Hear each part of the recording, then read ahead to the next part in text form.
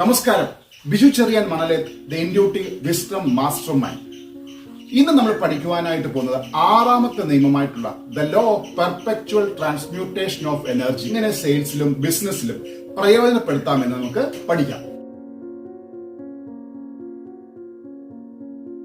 മൂന്നാമത്തെ പോയിന്റ് എന്ന് പറയുന്നത് അഡാപ്റ്റബിലിറ്റി ആൻഡ് ട്രാൻസ്ഫോർമേഷൻ, അതായത് പൊരുത്തപ്പെടലുകളും പരിവർത്തനങ്ങളും. അതായത് നമ്മുടെ ബിസിനസ്സിലായിക്കോട്ടെ സെയിൽസിലായിക്കോട്ടെ നമ്മൾ ഉപയോഗിക്കുന്ന സ്ട്രാറ്റജീസ്, നമ്മൾ വിൽപ്പനയിൽ ഉപയോഗിക്കുന്ന സ്ട്രാറ്റജീസ് അത് വേണ്ട രീതിയിൽ വർക്ക് ചെയ്യുന്നില്ല എന്ന് നമുക്ക് ബോധ്യപ്പെട്ട് കഴിഞ്ഞാൽ നമ്മുടെ മാർക്കറ്റിന്റെ പ്രവർത്തനങ്ങൾ, മാർക്കറ്റ് ഡൈനാമിക്സ് അനുസരിച്ച് അല്ലെങ്കിൽ മാർക്കറ്റിൽ ഉണ്ടാകുന്ന മാറ്റങ്ങൾ, അത് ഉപഭോക്താവിനുണ്ടാകുന്ന മാറ്റങ്ങൾ നമുക്ക് തീർച്ചയായിട്ടും മനസ്സിലാക്കുവാനായിട്ട് കഴിയും.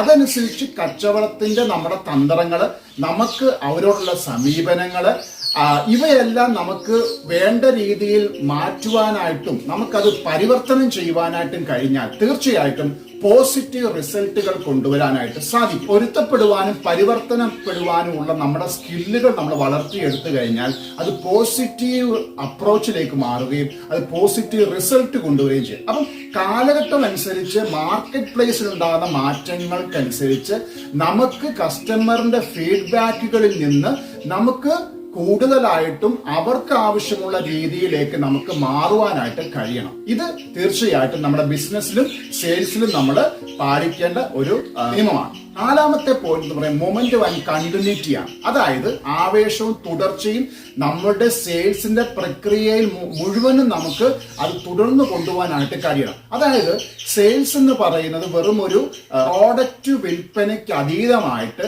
നമുക്ക് ആളുകളുടെ ആവശ്യങ്ങൾ നിറവേറ്റി കൊടുക്കുവാനായിട്ട്, അവരുടെ നീഡ്സ്, അവരുടെ ആവശ്യങ്ങൾ അത് കൃത്യമായിട്ട് വാല്യൂ പോയിന്റ് അല്ലെങ്കിൽ അവരുടെ പെയിൻ പോയിന്റുകൾ ടച്ച് ചെയ്യുന്ന രീതിയിൽ നമുക്കത് അതിനോട് പൊരുത്തപ്പെടുവാനായിട്ട് കഴിഞ്ഞാൽ, അതേ ആവേശം നമുക്ക് നിലനിർത്തുവാനായിട്ട് കഴിഞ്ഞാൽ, അത് തന്നെ നമുക്ക് കണ്ടിന്യൂ ചെയ്യാനായിട്ട് കഴിഞ്ഞാൽ അതിൽ നിന്ന് പോസിറ്റീവ് റിസൾട്ട് ഉണ്ടാവുകയും കസ്റ്റമേഴ്സ് നമ്മളിൽ നിന്ന് കൂടുതൽ വിൽപ്പനയ്ക്കായി ആഗ്രഹിക്കുകയും ചെയ്യും. അപ്പൊ ഈ ഒരു പോയിന്റ് പ്രത്യേകമായിട്ട് നമ്മൾ ഓർത്തു വെക്കുക. അതായത് നമ്മളുടെ സെയിൽസിലായിക്കോട്ടെ നമ്മുടെ ബിസിനസ്സിലായിക്കോട്ടെ ആ ഒരു തുടർ പ്രക്രിയയിൽ നമ്മൾ ആവേശഭരിതരാകുകയും അത് തുടർന്നു കൊണ്ടുപോകുവാനായിട്ടുള്ള ഒരു താല്പര്യവും നമുക്ക് തീർച്ചയായിട്ടും ഉണ്ടാക്കിയെടുക്കേണ്ടതാണ്. മറ്റൊരു എപ്പിസോഡിൽ കാണും വരേക്കും നന്ദി, നമസ്കാരം.